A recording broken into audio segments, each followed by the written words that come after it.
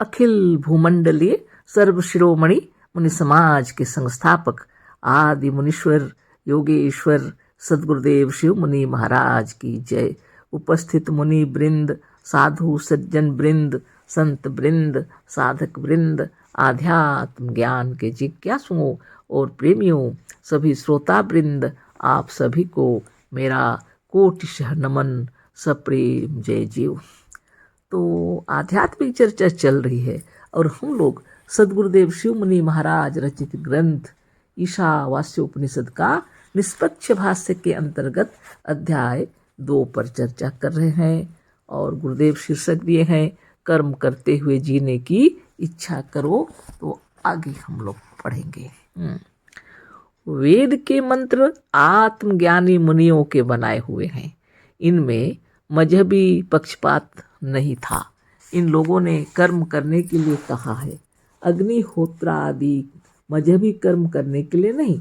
आज अग्निहोत्र आदि जिस रूप में हो रहे हैं या ब्रैकेट में लिखे हैं, बहुत पहले नहीं, बीच में जैसे अग्निहोत्रादि अश्वमेधादि यज्ञ होते थे, उसका विधान कहीं किसी वेद में नहीं है।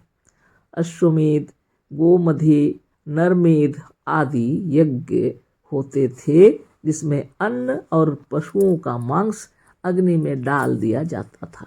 इसका विधान किसी वेद के किसी मंत्र के भीतर नहीं है। वेद में तो आत्मा, आत्मबल, प्रकृति और प्राकृतिक कर्मों तथा औषधियों तथा प्राकृतिक दृश्यों और वस्तुओं की प्रशंसा है जो अत्यंत उपयोगी है। संसार में इस तौर पर सबसे पहले मुनियों ने वेद मंत्रों द्वारा कर्मों और शुभ भावनाओं तथा आत्मबल की प्रशंसा की, पर इधर बहुत दिनों से लोग उसे भूल गए। सदगुरुदेव शिव मुनि महाराज की जय। तो यहाँ जो चर्चा चल रही है या वेद के माने अंतर्गत, आप चाहे उपनिषद कहें या वेद कहें, है ना, इसी के अंतर्गत यह विचार चल रहा है। सदगुरुदेव तो हम लोग को बतला रहे हैं, यह मंत्र जो है आपका 40वां अध्याय है, यजुर्वेद के 40वें अध्याय का मंत्र, कुर्वन्नेवेह कर्माणि जिजीविषेच्छतं समा एवं त्वयि नान्येता अस्ति न कर्म लिप्यते नरः। या ईशावास्योपनिषद का दूसरा मंत्र कहिए या ईशावास्योपनिषद अथवा यजुर्वेद का 40वां अध्याय गुरुदेव लिखे है ना। और इसी मंत्र पर चर्चा हो रही है। कर्म करते हुए जीने की इच्छा करो, साधारण सा शीर्षक दिए हैं गुरुदेव और बहुत विस्तार से समझाए हैं इस मंत्र को। और भाष्यकार जो लोग हैं वो गलत कर दिए, कर्म ही नहीं करना है आत्मज्ञानियों को बोल के लिखते हैं। यह बहुत गलत बात है। आत्मज्ञानी तो कर्मठ होते हैं, इसीलिए गुरुदेव यहाँ बतला रहे हैं। आगे जो हम लोग पढ़ रहे थे अभी, वेद के मंत्र आत्मज्ञानी मुनियों के बनाए हुए हैं। इनमें मजहबी पक्षपात नहीं था।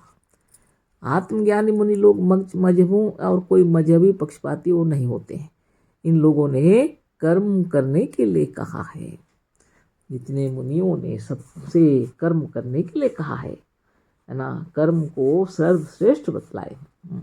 इन लोगों ने कर्म करने के लिए कहा है, अग्निहोत्रादि मजहबी कर्म करने के लिए नहीं। तो लोग अग्निहोत्रादि कर्म सब करते, वो सब नहीं करने, इससे कोई जरूरी नहीं। ये तो कर्म करने के लिए कहें। आज अग्निहोत्रादि जिस रूप में हो रहे हैं या बहुत पहले नहीं, बीच में हो रहे हैं ना, अग्निहोत्रादि अश्वमेधादि यज्ञ होते थे, उसका विधान कहीं किसी वेद में नहीं है। तो लोग सोचते हैं सब वेद पढ़ पढ़ के कर रहे हैं, लेकिन विचार कर लीजिए, सदगुरुदेव कह रहे हैं वेद में कहीं भी किसी वेद में भी ये सब का वर्णन नहीं है। अग्निहोत्रादि, अश्वमेधादि और ये यज्ञ, गोमधे, नरमेध, ये सब कहीं भी किसी जगह भी वेद में वर्णन नहीं किया हुआ है। इसी को गुरुदेव बतला रहे हैं कि अन्न और पशुओं को का मांस काट करके और अग्नि में डालने का विधान किसी जगह वेद में किसी मंत्र में कहीं पर भी नहीं है।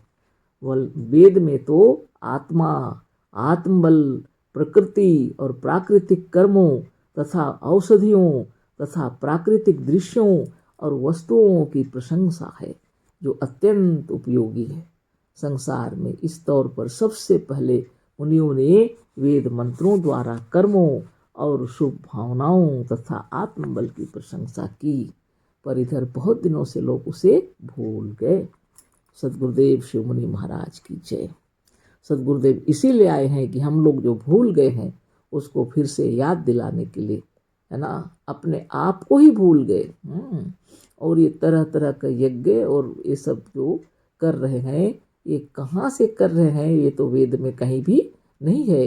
वेद में आत्मबल, मनोबल, ज्ञान बल, योग बल बढ़ाने के लिए बहुत सारी बातें हैं। आत्मा और आत्मबल पर चर्चा हुई है, प्रकृति पर, प्राकृतिक कर्मों पर, औषधियों पर, प्राकृतिक दृश्यों पर, वस्तुओं की प्रशंसा खूब की गई है। लेकिन ये कहाँ से सब ले आए? गुरुदेव इसी को बता रहे हैं। प्रत्येक व्यक्ति अपने आप को भूल चुके हैं, वो स्वयं ब्रह्म है, यह ज्ञान भूल चुके हैं। इसीलिए सद्गुरुदेव बताने आए थे कि जो भी है आप वही हैं, ब्रह्म है, साक्षात ईश्वर है ना। तो उसी के विषय में चर्चा हो रही है। और लोग सोचते होंगे कि क्यों इतना जोर लगा के ईश्वर के विरुद्ध में गुरुदेव लिख रहे हैं। ईश्वर के विरुद्ध में गुरुदेव नहीं लिख रहे हैं, क्योंकि वह असत्य है, उसको बतला रहे हैं। मजहबी ईश्वर का कहीं भी अता पता नहीं है, लेकिन यह मनुष्य की कपोल कल्पित धारणा है और लोग उसके पीछे अपने आप को समर्पित करके अपने आप को नष्ट करते जा रहे हैं। आत्मबल, मनोबल, ज्ञान बल क्षीण होता जा रहा। इसीलिए सद्गुरुदेव को आना पड़ा और सबको यह ज्ञान फिर से बता रहे हैं कि तुम ही ब्रह्म हो, अपने आप को भूलो मत। इसका ज्ञान देने के लिए आए हैं गुरुदेव। किसी के विरुद्ध में यदि कोई बातें हो रही हैं तो वह मजहबी कपोल कल्पित, जिसका कोई अस्तित्व नहीं है, उसके विषय में। और जो अस्तित्व वाले हैं वो तो सभी भगवान है, गुरुदेव कह रहे हैं। लेकिन ये जो इतने स्वाधीन और स्वतंत्र हैं और इनको अगर ज्ञान न हो तो समाज में विकृति आएगी निश्चित रूप से। इसीलिए ऋषि मुनि लोग समाज की रक्षा के लिए आत्मज्ञान का चर्चा किए हैं, अष्टांग योग का विधान बताए हैं और प्रकृति और प्राकृतिक नियमों के विषय में बताए हैं, औषधियों के विषय में बताए हैं। वेदों में कहीं भी किसी पशु की हत्या करके और उसका मांस काट करके अग्नि में चढ़ाने की बात कहीं भी नहीं है। अन्न को इस तरह से बर्बाद करने के लिए और घी जलाने के लिए कहीं भी किसी मंत्र में नहीं है, वेदों में। गुरुदेव उसी को बता रहे हैं। यदि लोग कह रहे हैं कि यह वेद को मानते नहीं हैं मुनि लोग, तो ये गलत बात है। यह तो मुनियों की लिखी हुई मंत्र है, मुनियों के ही लिखे हुए ज्ञान है।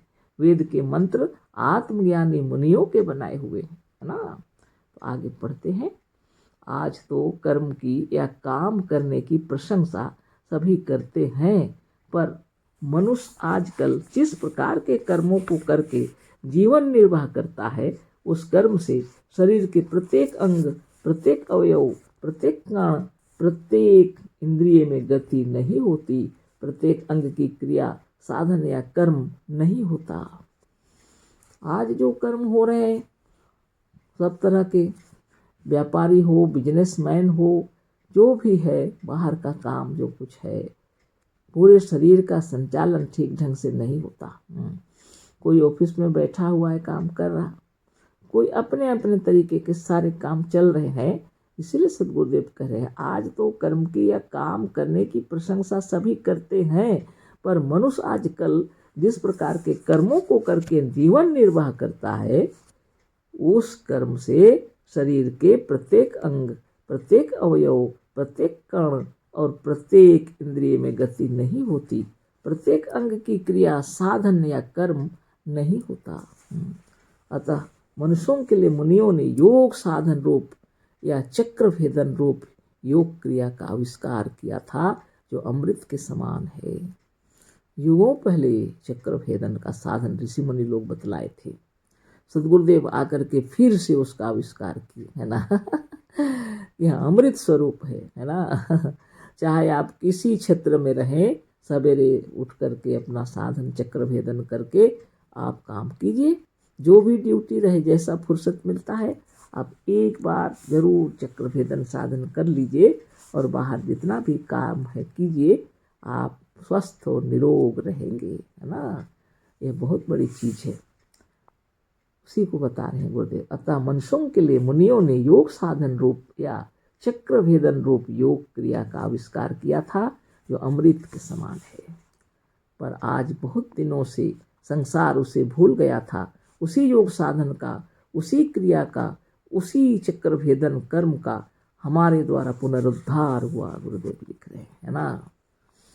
वही साधन को गुरुदेव फिर से बता दिए। उसे आकर हमसे पूछे और शिक्षा लें। आप स्वयं कहेंगे कि यही वह कर्म है जिसे करके मुनि लोग मुनि हुए थे, और यही वह कर्म है जिसे हम सच्चा योग कह सकते हैं। सदगुरुदेव कह रहे हैं कि आप आकर के हमसे शिक्षा ले लीजिए। अभी तो सदगुरुदेव हैं नहीं कि आप उनके पास जाके शिक्षा लेंगे, लेकिन मुनि समाज में जो योग शिक्षक लोग हैं, योगाचार्य लोग हैं, आप उनसे दीक्षा लेकर के शिक्षा आप ग्रहण कर सकते हैं। जिसको करके ऋषि मुनि बने लोग, है ना, वही कर्म है यह योग साधन जो करेगा वह मुनि बनेगा, ऋषि होगा ना। तो बहुत बड़ी बात है। गुरुदेव इतनी महिमा के बाद हम लोग को यह बड़ा ज्ञान दे दिए। सच्चा योग इसी को कहते हैं। इस क्रिया पर और इस ज्ञान पर हमने 20 पुस्तकें लिखी हैं, उन्हें देखें। आप मुनियों के ज्ञान और कर्मों की प्रशंसा स्वयं करेंगे, और जिन लोगों ने इसे पाया वह लोग इस कर्म की, इस योग क्रिया की प्रशंसा मुक्त कंठ से करते हैं, है ना। बहुत बड़ी बात है, कर रहे हैं। वेद मंत्रों का अर्थ जो अब तक इस समय पाया जाता है, सब मजहबी पक्षपात और मजहबी जहर से भरे होने के कारण दूषित हो गए हैं। इन अर्थों को पढ़ पढ़ कर मनुष्य वेदों के तथ्य और मुनियों तथा मुनि समाज के सिद्धांतों से बहुत दूर जा पड़ा है।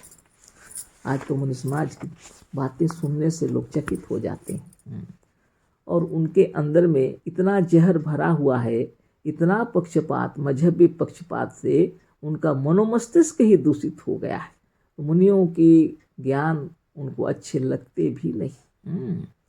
उनको लगता है ये जो बातें बता रहे हैं इस किसी काम का नहीं, है ना।